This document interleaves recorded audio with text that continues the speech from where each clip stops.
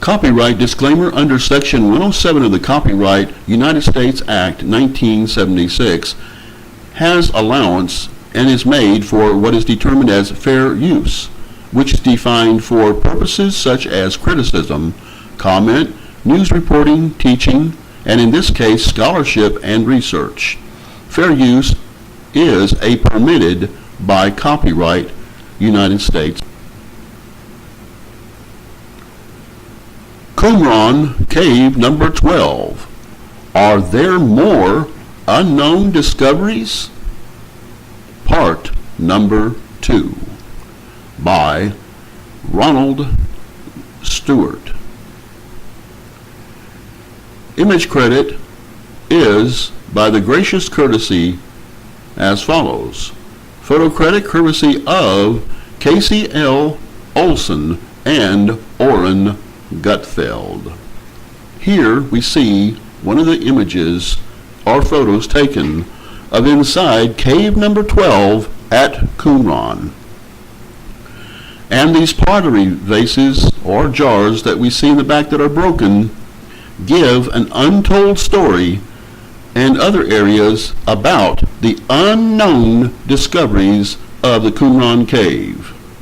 We remember that jars come in different sizes, and here are two that was discovered at Qumran, as we also saw in part number 1.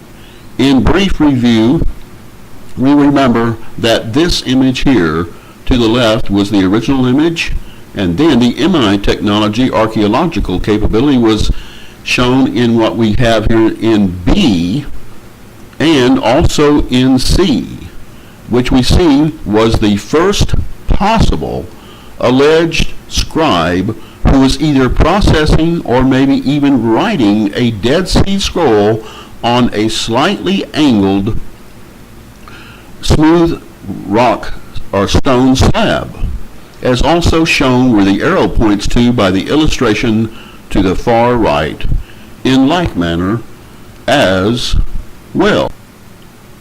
Next, in part number 1, we looked at scribe number 2. A is the original enlarged image of the small seal made of carnelian stone. And B, we see the small square yellow outline that projects C, which also shows the second possible alleged scribe and also a small Dead Sea Scroll jar as well. Now for part number 2. In this photo, we see a lantern and how it lights up the middle part where the pointer is pointing to right there of this area. We're going to be studying this jar slash pottery shard, the broken jar, that may have held the Dead Sea Scrolls in them, either as literal Dead Sea Scrolls or as parchments. Now we're going to outline that in this next area where we zoom in again and show the particularly broken pottery shard that we're going to be studying. Now we'll be taking this pottery shard, which is the outside of a particular or specific jar that was broken, and the reason we know that, if we look closely on the bottom, it has a curvature to it. Then next we will be also studying this rectangular flat smooth stone as well, and see what kind of archaeological discoveries may be in these areas. But now first we're going to study this pottery shard as we see here. Now the pottery shard is located right here in approximately the left bottom middle. Alright, now we see it's white, but slowly we're going to use the MI, infinite macroscopic imaging technology archaeological capability, and we're going to show the hidden details on this pottery shard slowly, and then we're going to talk about it and discuss it right there where the pointer is outlining. And what we're possibly going to see are images of 2 or 3 different faces right in there where the pointer is pointing to. Now here we can see it's gotten a little darker. We go from light to darker, and as we look at the dark part, we can start seeing that images are beginning to form and take shape. But now, as we continue to do this, we even attain higher resolution images, and now we see a little more in the broken jar, pottery shard, as we can see here. As we give this even further study, we can notice that the image now takes more form, and what we see looks like, possibly in the left bottom corner, an old man with a beard that is looking up. Now why would he be looking up? Then next to him, if we continue to examine and study this even further, what we're going to learn that now to the right of what may be a face on the left, which you see right there a little bit better, what seems to be another face to the right, and that person looking up as well. And then later we will see another face in the upper top right corner. All right, as we continue further, we're going to continue to take a look at this face, what might be a possible face of a man with his eyes raised upward and a white beard, and we're going to take a look at this further. Now we're outlining it to show where it's basically at.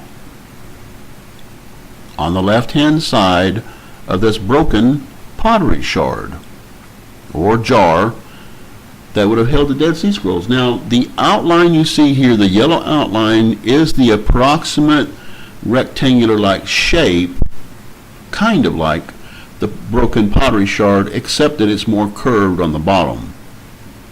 Now we show that again to give an approximate area of where these possible 2 to 3 faces may exist on this pottery shard.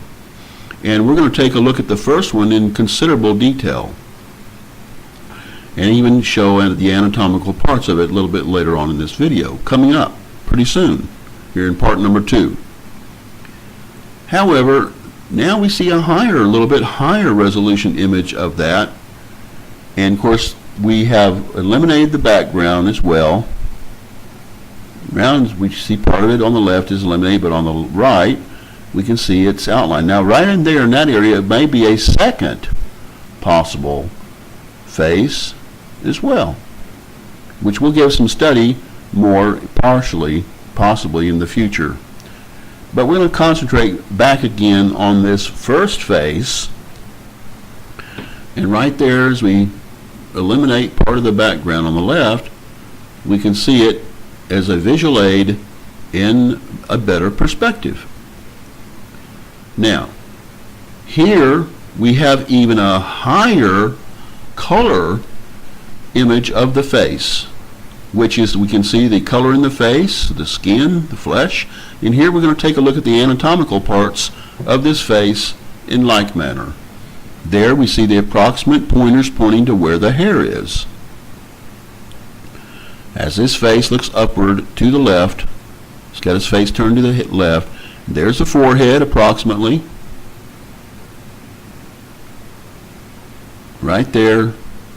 And then we see next what would be the eyes looking upward. Left eye and the right eye, right there and there. Okay? Then we take a look at the approximate location of the nose, as it would be on a human being as well, right there, if they were looking up in this position. Next would be the mouth and the mouth line, as we're going to point to the middle of it right there, approximately. And of course, he's got a beard. He must be a mustache, white mustache above the lip, upper lip and bottom lip. Right there would be the mouth or mouth line. Then next we're going to take a look at the white beard, fluffy white beard. There, and there. Now we're going to take a look at that again. The pointers point to different areas where the beard is approximately at. Now, we continue to study this in even more detail, and we show the beard again. Then what we're going to do is eliminate the pointers and eliminate the annotated text as we continue to study this in much more detail, as we see here.